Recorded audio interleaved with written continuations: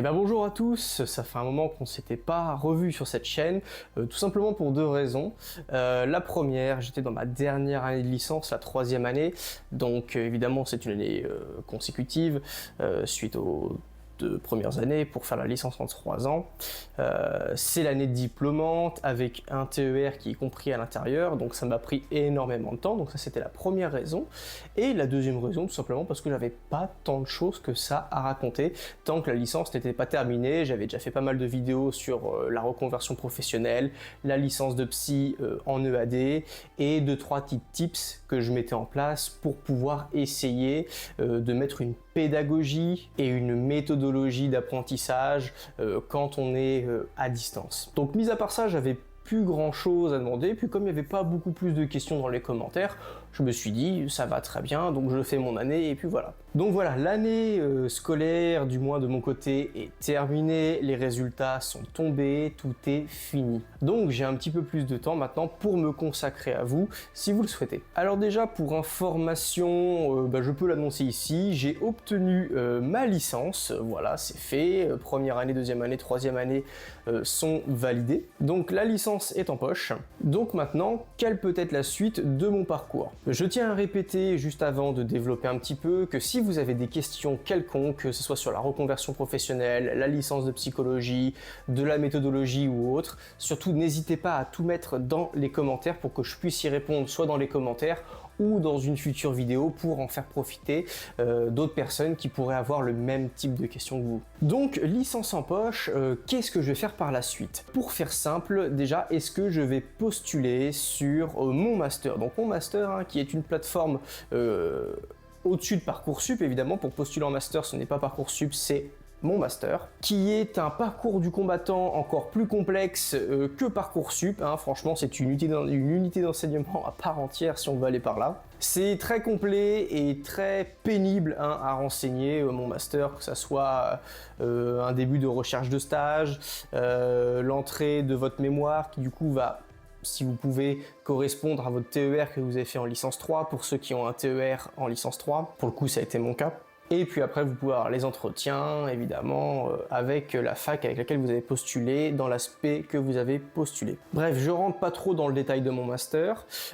Juste, moi, de mon côté, pour vous donner de mes nouvelles, je me dirige pas sur un master, du moins pas pour l'instant. Car, comme expliqué dans beaucoup d'autres vidéos, j'ai un emploi à plein temps à côté de mes études, ce qui fait que si, pour le coup, je vais aller en master, mis à part, je crois, Paris 8, les masters sont en présentiel. Et pour le coup, je ne peux pas me permettre pendant minimum 2 ans, si je ne redouble pas, de ne pas avoir de salaire pendant ces 2 ans. Quand bien même je sais qu'il existe des aides, mais après avoir fait le calcul des aides par rapport au train de vie, que ce soit le loyer, les assurances, le train de vie quotidien, je ne pourrai pas survivre pendant 2 ans avec simplement des aides sans... en justement démissionnant de mon travail.